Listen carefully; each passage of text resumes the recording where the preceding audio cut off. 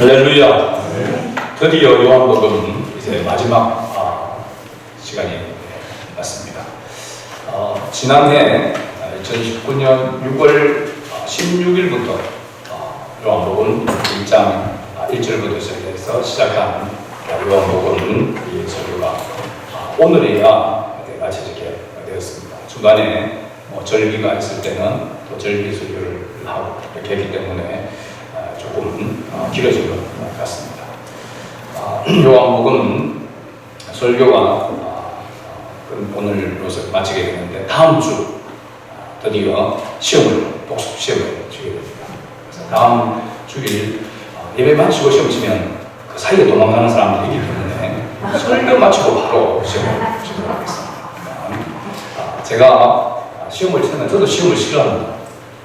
공부하고 하는 걸 싫어하는데 하나님의 말씀을 한 번이라도 더 읽도록 하기 위해서, 그리고 사실은 요한복음 이 강해를 쭉 이렇게 해오면서 그래도 이제 목회자로서 얼마나 그래도 조금 기억하고 있나라고 하는 그런 또 생각하고 해서 여러분들이 한 3번 읽으면 80점 이상 맞을 수 있도록 대부분이 괄호 넣기로 이렇게 하도록 하겠습니다. 이번에는 답을 위에다가 이렇게 보기에 수놓지 않고 그냥 이렇게 단답식으로 넣을 수 있도록 이렇게 하겠습니다. 그래서 한 장에 한 문제씩 21문제가 되겠죠, 그죠? 거기다가 꼭 필요한 그런 제가 강조했던 것 해서 25문제 정도 내려고 이렇게 합니다. 21문제. 21문제는 각 장마다 있는 성경 구절에서 가로 넣기를 하고 22번부터 25번까지는 그냥 제가 강조했던 것, 그런 부분에 대해서 답을 할 수 있도록 합니다. 중요한 것은 참가상이 있다는 것입니다. 한 문제만 써도, 참가면 이름만 써서 내도 참가상이 있습니다. 그러면 제가 우리 성도들이 지금 이 어려운 시대에 가장 우리에게 중요한 것이 뭔가, 목회자들이 이렇게 이야기해보면 말씀이라고 이렇게 누구나 이렇게 이야기합니다. 그래서 하나님 말씀을 가까이 할 수 있는 그런 기회가 될 수 있기를 주의 이름으로 축복합니다. 오늘은 마지막 본문, 지난주 말씀에 이어지는 그런 본문의 말씀입니다. 지난주에 부활하신 예수님께서 몇 번째 디베랴 호숫가에 나타나셨습니까? 네, 3번째 부활하신 요한복음 기준으로 3번째 디베랴 호수는 다른 이름이 있다 했죠. 갈릴리 호수, 또 게네사렛 호수를 하나 이렇게 했습니다. 너무나 호수가 크기 때문에 바다라고도 이렇게 하신다고 했죠. 이 디베랴 호숫가에 예수님께서 3번째 나타날 때에 제자들이 몇 명 있었죠? 7명 있었습니다. 7명 중에 5명은 우리가 이름을 알 수 있지만 다른 2 제자는 이름을 알 수 없는 그런 2 제자에서 합이 7명 제자들이 있는 가운데 예수님께서 나타나셨습니다. 그들은 밤새도록 물고기를 잡는 그런 시간을 보냈습니다. 그런데도 불구하고 베드로를 비롯해서 이 제자들은 한 마리의 물고기도 잡지 못하고 아무것도 잡지 못하고 그렇게 쓸쓸히 지치고 피곤한 가운데 그물을 씻고 있는 중에 예수님께서 그들에게 나타나셔서 내 오른편에 그물을 내려라 라고 할 때에 물고기가 가득 잡혀서 그물이 찢어질도록 잠겼는데 찢어지지 않으면 그래서 물고기 몇 마리 잡혔을까요? 153마리. 오나미 불편 제가 이야기했죠. 제가 갈릴리 그렇게 가보니까 베드로 물고기 해가지고 점심 식사 시간에 물고기가 나오더라고요. 이게 그릴에 구워서 이렇게 나오는데 그 생긴 게 꼭 그 민물고기가 아니라 바닷고기처럼 뼈도 세고 그렇더라고요. 그러니까 우리나라 지금 감성돔하고 우럭하고 비슷하게 사이에 있는 그런 대가리는 큰데 별로 사는 그렇게 많지 않아요. 그런 부분이었습니다. 아무튼 베드로 물고기라 해서 알더라고요. 먹어본 기억이 있습니다. 예수님은 밤새 거물질을 하고 피곤한 가운데 그래도 예수님의 말씀에 순종해서 그물을 다시 내림으로 인해서 만선의 그런 기쁨을 얻게 되어졌지만 피곤한 가운데 있는 그 제자들을 위해서 예수님은 숯불을 피워놓고 그 숯불 위에 생선과 떡을 준비하면서 조반을 준비했다. 그래서 제자들을 먹이셨다라고 그렇게 말씀을 하고 있습니다. 오늘 본문은 바로 이 조반을 먹은 후 아침 식사를 하고 난 후 예수님께서 시몬 베드로에게 세 가지 질문을 하는 그런 내용으로 시작하고 있습니다. 그래서 이 세 가지 질문의 의미를 살펴보고 그 다음에 이렇게 질문을 한 그 목적에 대해서 살펴보면서 이 요한복음 전체를 마무리하고자 합니다. 먼저 예수님께서 베드로에게 던진 질문에 앞서 예수님이 베드로를 부르시는 그 호칭에 대하여서 살펴보고자 합니다. 예수님께서 베드로를 어떻게 불렀습니까? 요한의 아들 시몬아 라고 이렇게 불렀습니다. 요한의 아들 시몬아. 그동안 예수님께서 베드로를 이 시몬이라는 이름을 가지고 있는 이 베드로를 베드로라고 이렇게 예수님께서 계명을 베드로라고 이렇게 부르신 그런 계기가 있습니다. 마태복음 16장에서 보면 마태복음 16장 16절은 베드로의 유명한 신앙 고백이 있죠. 주는 그리스도시요 살아계신 하나님의 아들이십니다. 예수님께서 사람들이 인자를 누구로 하느냐라고 제자들에게 물었습니다. 그러니까 여기 보면 들으는 세례 요한이라, 또 들으는 엘리야, 또 어떤 이는 예레미야나 선지자 중에 하나다라고 이렇게 대답을 했습니다. 그럴 때 예수님께서 너희는 누구라고 하느냐라고 이렇게 제자들에게 다시 질문을 드리게 됐죠. 그때에 시몬 베드로가 대답하되 주는 그리스도시요 살아계신 하나님의 아들이십니다라고 이렇게 대답했습니다. 그러자 예수님께서 베드로에게 이렇게 말씀하셨습니다. 바요나 시몬아, 네가 복이 있도다 라고 이렇게 했습니다. 바요나 시몬아, 이렇게 예수님께서 베드로를 이렇게 불렀습니다. 시몬이라고 하는 말과 베드로 하는 그 말의 그 이름의 뜻은 똑같습니다. 뭘까요? 반석이죠. 반석이라는 이름. 시몬은 뭐냐면 히브리식 이름입니다. 시몬. 베드로는 헬라식 이름이죠. 예수님께서 이 계기를 통해서 이 시몬이라는 이 이름을 반석 베드로라 헬라식 이름으로 베드로를 부르기 시작했습니다. 굉장히 큰 의미가 있는 것이죠. 바요나 시몬아라고 이렇게 예수님께서 말씀하신 그 바요나라고 하는 말이 오늘 본문에 요한의 아들이라고 하는 말과 같은 말입니다. 그러면 바요나라고 하는 이름 앞에 바자가 들어가게 되면 아버지라고 하는 것입니다. 요한의 베드로의 시몬의 아버지가 요한이라고 하는 것이죠. 요한의 아들 시몬아라고 이렇게 이야기를 하고 있는 것입니다. 이게 바요나라고 하는 말과 요한의 아들이라고 하는 말이 같은 그런 의미로서 이렇게 불려지게 됩니다. 중요한 것은 예수님께서 베드로의 이 고백을 하고 난 다음에 이 고백 위에 교회를 세우시겠다라고 이렇게 말씀하셨습니다. 그리고 예수님께서 이 세 번째 베드로에게 나타나셨어요. 제자들에게 나타나셔서 특별히 그 제자들 중에서 베드로를 향하여서 그렇게 베드로야 라고 이렇게 부르지 아니하시고 요한의 아들 시몬아 라고 이렇게 부르신 것은 그 의미 속에 이렇게 부르신 그 의미 속에 굉장히 아주 중요한 그런 모습이 담겨져 있습니다. 왜냐하면 지금 숯불을 피우는 아마도 베드로는 그물질을 하고 와서 내리는 도중에 숯불을 보고 그 숯불만 보더라도 어떤 생각이 들었을까요? 죄책감도 가질 수 있겠죠. 내가 세 번이나 그 숯불이 있는 곳에서 숯불의 앞에서 세 번이나 예수님을 모른다고 이렇게 부인을 했던 그런 어떻게 보면 배반을 했던 그런 모습이 있습니다. 그리고 그 이후로 부르심을 받고 사람을 낳는 어부가 되게 하리라, 전도자가 되리라고 진리의 말씀을 전하는 바로 베드로가 고백했던 주는 그리스도시요 살아계신 하나님의 아들이시다라고 하는 이 진리를 이것을 전하도록 하기 위하여 부르심을 받았는데 불구하고 예수님이 십자가에 못 박혀 죽으시고 난 다음에 다시 살아났다, 시체가 어디 갔는지 몰랐다라고 하는 그런 와중에서도 그는 다시 고향으로 와서 다시 어부의 생활을 하고 있었습니다. 어떻게 보면 육신적인 그런 일에도 실패를 하고 또 영적인 일에도 실패를 하고 그런 가운데서 차마 스승 앞에서 고개를 들지 못하고 고개를 들고 있는 그런 베드로의 모습입니다. 그런 베드로를 향해서 예수님께서 요한의 아들 시몬아라고 이렇게 부르신 것은 이 부르심에 아주 내면의 심리적인 그런 이유가 있다고 하는 사실입니다.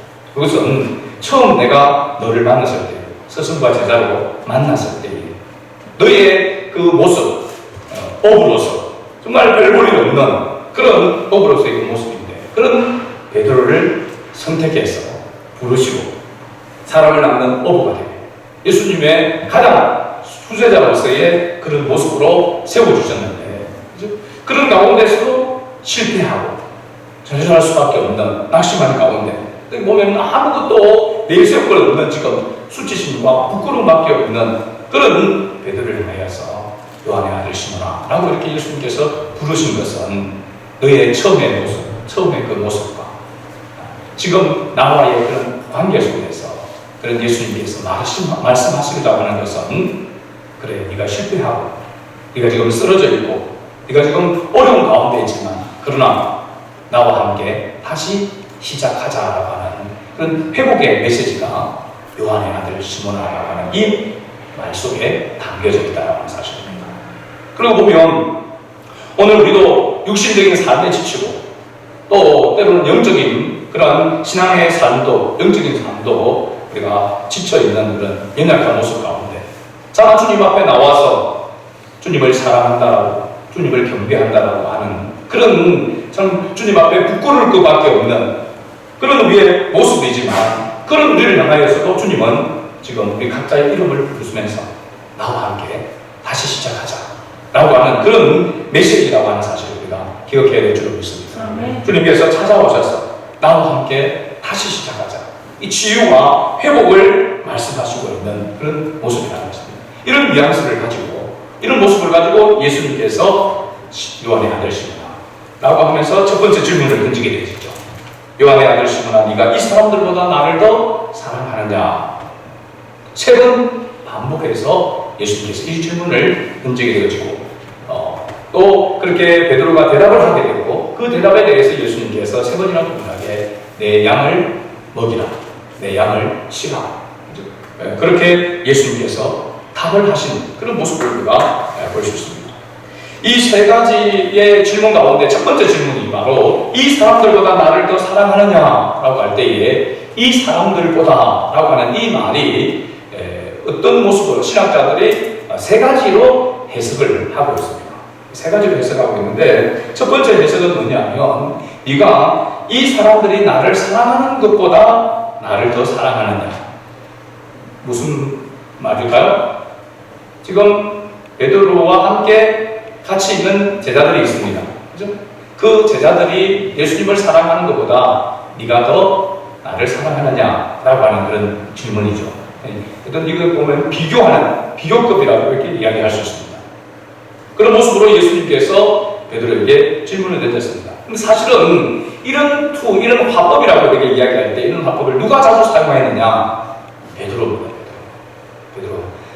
다른 이들은 다 주를 버리지라도 나는 버리지 않겠다. 그 소리 빵빵 치고 그렇죠? 그래서 다른 제자들과 늘 비교해서 자기가 더 낫다라고, 자기는 그렇게 잘하지 않겠다라고 늘 그렇게 탑을 했던, 말했던, 고백했던 사람이 바로 베드로입니다. 그래서 베드로의 화법으로 예수님께서 질문을 하셨다. 네가 이 사람들이, 이 제자들이 주님을 사랑하는 것보다 나를 더 사랑하느냐라고 하는 그런 부분이죠. 두 번째 해석은 뭐냐면 네가 이 사람들을 사랑하는 것보다 나를 더 사랑하느냐. 이 사람들을 사랑하는 것, 누굴 말합니까? 바로 옆에 있는 동료 제자들을 얘기하죠. 이 제자들을 사랑하는 만큼 나를 더 사랑하느냐라고 하는 그런 해석입니다. 그렇죠? 이건 조금 좀 무리한 과한 해석이다라고는 생각이 듭니다. 제가 이렇게 보면. 왜냐하면 그래도 예수님의 수제자이고 그러는데, 예수님을 더 사랑하지 다른 동료들하고 예수님과의 그 사랑을 비교한다라고 하는 것 자체가 조금 뭔가 이건 좀 무리한 해석이다라고 하는 그런 생각이 듭니다. 마지막 세 번째는 이 사람들이라고 할 때 이 사람들은 중성, 헬라어로는 중성과 또 남성으로 표현할 수 있다는 겁니다. 중성이라고 하는 건 남성, 여성이 아닌 중성. 사람이 아닌 어떤 사물에 대한 그런 지침이라고 이야기할 수 있죠. 이 사람들이라고 하는 것은 인칭, 우리가 이잖아요. 그죠? 그런데 중성으로 해석할 수도 있다라고 하는 것이죠. 그러니까 이 사람들이 아니라 이것들보다 나를 더 사랑하느냐라고 해석할 수도 있다는 것입니다. 그러면 이것들이라고 하면 무엇을 말할까요? 이것들 바로 베드로가 소유하고 있는 것이라고 할 수 있습니다. 배와 그물, 고기 잡는 데 필요한 어구들이라고 이렇게 할 수 있어요. 도구들이라고 말할 수 있습니다. 이것들. 그래서 마태복음 4장 22절 말씀을 보게 되어지면 예수님께서 베드로와 안드레 형제죠를 부르실 때에 그들이 어떻게 했냐면 배와 그물을 버려두고 주님을 따랐다. 그 배와 그물 또 그들이 잡은 물고기까지 다 내려놓고 두고 예수님을 따른다라고 이야기할 수 있죠. 이 해석을 보게 되어지면 좀 우리가 그리스도인으로서 살아갈 때에 우리가 이 땅의 것에 매이지 아니하고 이 땅의 것을 붙잡고 살아가는 것을 내려놓고 주님을 의지하고 주의 말씀에 의지해서 살아가야 된다라고 하는 그런 측면에서 해석은 가능하다라고 이렇게 봅니다. 그런데 중요한 것은 이 세 가지 해석 가운데에서 하나를 선택해야 합니다. 왜냐하면 이 본문 전체에서 말하고자 하는 그 의미와 통해야 되기 때문에 그렇습니다. 그런데 몇 번째일까요? 제가 두 번째는 아니라고 했습니다. 세 번째는 우리가 그리스도인으로서 살아감에 있어서 자기를 살피고 이 땅에 있는 것에 매이지 않도록 하기 위해서 필요한 것이지만 첫 번째 해석이 이 본문과 가장 가까운 해석이라고 이렇게 말할 수 있는 것은 예수님께서 왜 이 질문을 하시고 그 베드로가 대답을 하고 그리고 베드로의 대답 다음에 예수님께서 다시 말씀하신 이 전체적인 문맥을 살펴보면은 1번 첫 번째 해석이 더 가깝다라고 이렇게 볼 수 있는 것입니다. 한번 이 질문을 다시 살펴보겠습니다. 예수님께서 이 사람들이 나를 사랑하는 것보다 네가 더 나를 사랑하느냐라고 이렇게 질문을 던졌을 때에 베드로가 뭐라고 대답했습니까? 주님, 그러하나이다. 내가 주님을 사랑하는 줄 주님께서 아시나이다. 라고 이렇게 베드로가 대답을 했습니다. 좀 더 우리가 풀어서 해석해보면 예, 그렇습니다. 내가 주님을 더 사랑합니다. 주님이 아시잖아요. 제가 주님을 더 사랑하는 것을 주님이 아시잖아요. 라고 하는 그런 투로 베드로가 대답을 했습니다. 그런데 지금 처음에 제가 그런 이야기를 했습니다. 예수님 앞에 숯불을 피워놓고 그 조반을 준비하고 있는 예수님 앞에 섰던 그 베드로의 모습을 보면 또 지나온 베드로의 삶의 모습을 보면은 내가 주님을 사랑한다라고 하는 그리고 내가 주님을 사랑하는 줄 주님이 아시지 않습니까? 라고 하는 이 대답을 하는 베드로의 이 대답이 잘 이해가 되냐 말이죠. 상황적으로 보면 잘 이해가 되지 않는 그런 대답입니다. 그죠? 우리가 같으면은 저 같으면 그렇게 대답할 수 있겠죠. 주님 무슨 말씀입니까? 유구무원입니다. 입이 열 개라도 할 말이 없습니다. 제가 주님을 어떻게 사랑한다라고 감히 말할 수 있겠습니까? 이렇게 대답하는 것이 이건 상식적이고 맞는 그런 대답이라고 할 수 있습니다. 그런데 베드로는 어떻게 보면 굉장히 뻔뻔한 그런 모습으로, 그렇죠? 내가 주님을 사랑합니다. 당연히 사랑하죠. 내가 주님을 사랑하는 것을 주님이 증인으로 아시지 않습니까? 이렇게 대답을 했단 말이죠. 그러면 예수님이, 저 같은 예수님이 참 뻔뻔하다. 뭔 배짱 고 그렇게 사랑한다라고 또 내가 그렇게 네가 사랑하는 걸 내가 어떻게 알 것이라고 네가 그렇게 말할 수 있느냐? 나는 좀 더 두고 봐야 되겠다. 이렇게 우리가 상식적으로 생각할 수 있잖아요. 근데 예수님은 뭐라고 이야기합니까? 내 어린 양을 먹이라고 이야기합니다. 내 어린 양을 먹이라고 하는 것은 누구의 어린 양입니까? 예수님의 어린 양입니까? 예수님을 믿는 사람들을 이야기하고 있는 거죠. 성도를 이야기하고 있는 것입니다. 그들을 먹이라. 이건 뭐냐면 베드로를 원래 불렀던 그 사명을 다시 회복시키고 그 사명을 감당하라고 예수님께서 베드로에게 그 사명을 다시 부여하는 것 같은 그런 예수님의 대답이 있습니다. 이런 모습을 보면은 잘 이해가 가지 않는 거죠. 여러분 어떻게 생각하는지 모르겠지만, 뭐 그냥 예수님께 물었고 베드로가 대답하고 제자니까 그렇게 대답을 하고 예수님께 그렇게 말씀했을 것이다. 다시 사명을 이렇게 부여했을 것이다. 생각하는데 실제적인 내용을 보면, 상황을 보면 이런 질문과 그리고 거기에 대한 대답과 거기에 대해서 사명을 다시 부여하시는 이 모습이 전혀 이해가 될 수 없는 부분이라고 하는 사실입니다. 그래서 어떻게 이렇게 실패하고 이 제자로서 수제자로서 모범적이지 못하고 지금도 주님이 어디에 시체를 얻었는지 하면 주님을 찾기 위해서, 그 시체라도 찾기 위해서 동분서주해야 될 그 제자가 고향에 와가지고 나타을 해서 다시 먹고 살기 위해서 물고기를 잡고 있단 말이죠. 그거 얼마나 한심한 그런 제자의 모습입니까? 그걸 향해서 네가 이 사람들보다 나를 더 사랑하는 말도. 주님 그렇습니다. 내가 주님을 사랑합니다. 내가 주님을 사랑하는 줄 주님이 아시지 않습니까?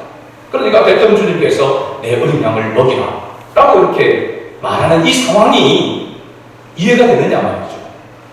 이해가 안 됩니다. 스승과 제자의 관계라고 이해가 안 되는 부분이죠. 스승과 제자의 관계가 있다면 여러분이 스승이고 이런 제자가 있으면 여러분들이 이렇게 이야기하겠습니까? 제가 앞에서 이야기했던 것처럼 아니 참 뻔뻔스럽다. 내가 그렇게 한번 던져봤는데 네가 그렇게 쉽게 사랑한다라고 이렇게 이야기하느냐. 말이 안 되는 것이죠. 그죠? 오히려 꾸지람을 줘야 되고 그렇다면 네가 잘못한 건 이런 것이다. 그래도 네가 다시 힘을 내서 그래도 나를 따르도록 해라. 너에게 이렇게 사명을 줄 텐데 네가 참 지금까지 보면은 이 사명을 감당하겠나? 내가 참 걱정이 되지만 그래도 한번 해봐라. 이런 정도의 수준이다 말이죠. 그런데 예수님과 이 베드로의 질문과 대답은 상황이 다르다 말이죠. 어떻게 이런 질문과 대답을 또 이런 사명을 다시 부여할 수 있는가? 스승과 제자의 관계 속에서도 있을 수 없는가? 이 관계적인 의미를 우리가 풀지 않으면 사실 이 본문이 이해가 전혀 될 수 없는 그런 본문이라고 하는 사실입니다. 어떤 관계 속에서 해석이 가능하냐, 이해가 되느냐, 이것은 스승과 제자의 관계가 아니라 부모와 자녀의 관계에 있다는 사실입니다. 부모와 자식과의 관계가 아니면 이것은 이해될 수 없는 그런, 풀 수 없는 그런 대화라고 하는 사실입니다. 여러분, 부모와 자식과의 관계는 부모는 자식이 아무리 자기 자식이 부족하고 좀 모자란 그런 자녀라 할지라도 부모는 그에게 더 사랑을 주게 되어 있습니다. 그래, 지난날까지는 네가 잘못했다 할지라도 다시 네가 일어서서 앞으로 나아갈 수 있도록 내가 도와줄게. 또 내가 기도할게. 그게 부모인 것입니다.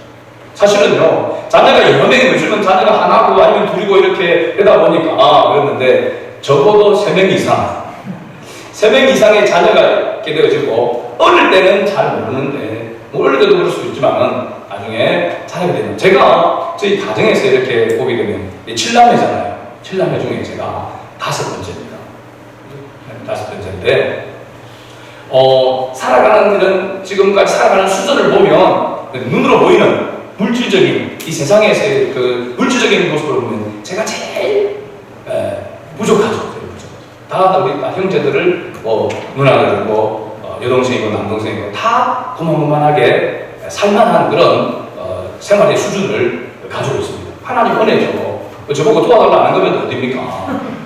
그래도 제가 도움을 받으면 받았지 도움을 줄 그런 상황이 아니니까 감사하죠. 그런데 제가 어머니를 이렇게 보니까 어머니는 누구를 더 생각하고 있는가 보니까 저를 더 생각하고 있더라고요.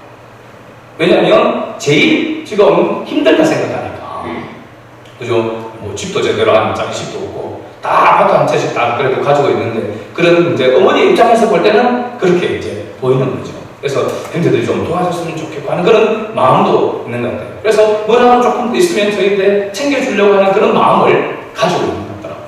그래서 부모의 마음이 이렇다. 부모는 어떻게 보면 우리가 자녀가 잘해주고 잘 되고 하는 자녀를 더 칭찬해주고 더 자랑스럽게 생각하고 더 사랑을 줄 것 같이 보여지지만 물론 그런 것도 있죠. 보람도 있는 거죠. 그러나 그 가운데에서 약하고 부족하고 여러 가지로 힘든 가운데 있는 자녀에게 더 마음을 쓰게 된다는 사실. 그렇죠, 그렇죠. 뭐 10손가락 깨물어 안 아픈 손가락이 있는가 얘기했지만은 그 10손가락 가운데서 그래도 약한 손가락에, 약한 것에 더 마음이 가는 것이 부모라는 사실입니다. 이런 측면에서 베드로를 볼 때에 부모로서 자녀된 베드로를 볼 때에 네가 지금까지 육신적인 삶도 실패를 하고 영적인 삶도 실패하고 좌절하고 낙심한 가운데 있지만은 그러나 네가 나와 함께하면 내가 너와 함께하면 다시 시작할 수 있다. 다시 함께 일어설 수 있다라고 하는 그런 메시지를 던지게 되어지게 되고 베드로는 자기 모습을 보면 차마 사랑한다라고 사랑합니다라고 말할 수 없는 상황이지만 그러나 예수님이 어떤 분이신지를 알고 그렇게 실패하고 부족함에도 불구하고 다른 같으면 찾아보지도 않을 그런 제자지만은 예수님은 찾아오셔서 조반을 준비하시고 실패하는 것 가운데서 그것을 딛고 일어설 수 있도록 다시 물고기를 잡을 수 있도록 역사해 주시고 그런 모든 것을 이제 베드로가 말을 하지 아니하고 보지 않은 그 장면 그 상황만 속에 있어도 느껴지게 된 것입니다. 나의 스승이 아니라 바로 내가 고백했던 메시아이시고 하나님의 아들이시며 만물의 창조자라고 하는 사실을 베드로가 깨닫게 되어진 것입니다. 그러니까 주님, 내가 주님을 사랑합니다. 내가 주님을 사랑하는 것을 주님이 아시지 않습니까? 이런 고백을 할 수 있는 것이죠. 그렇게 뭐 공부도 잘 못하고 말도 잘 안 듣고 그런데도 불구하고 내가 잘못한 것을 알고 부모님이 나를 사랑하는 것을 알고 부모님이 나를 모든 것을 알고 모든 것을 다 책임져 주실 줄 아는 그런 부모를 알고 내가 잘못했지만 내가 부족하지만 그래도 나는 엄마를 사랑합니다. 아빠를 사랑합니다 라고 하는 것이 자식이란 말이죠. 믿습니까? 여러분 이런 모습으로 지금 예수님께서 베드로에게 말씀하고 있는 것이고 그렇게 뻔뻔스러운 같은 그런 모습으로 주님을 사랑한다라고 이렇게 대답하는 그 베드로를 향하여서 그래 내가 너에게 원래 맡겼던 그 사명을 다시 네가 받아서 그 사명을 감당하기를 원한다. 사명을 회복시키는 그래서 치유와 함께 사명을 회복시키는 그러한 은혜를 지금 베풀고 계시다는 사실입니다. 이러한 은혜를 알게 됐을 때에 나중에 베드로가 어떤 모습으로 하나님께 영광을 돌리게 될 것인지 바로 후반부에 이야기를 하고 있는 것입니다. 18절부터 시작해서 젊었을 때는 스스로 뛰고 네가 원하고 네가 원하는 그런 삶을 살아갔지만 나중에 늙어서는 네가 두 팔을 벌리는 이 말은 뭐냐면 바로 예수님이 베드로가 어떻게 죽게 될 것인지에 대해서 말씀하고 있는 것이죠. 그 설에 의하면은 역사적인 그런 설에 의하면 베드로는 거꾸로 십자가를 지고 순교했다라고 이렇게 알려져 있습니다.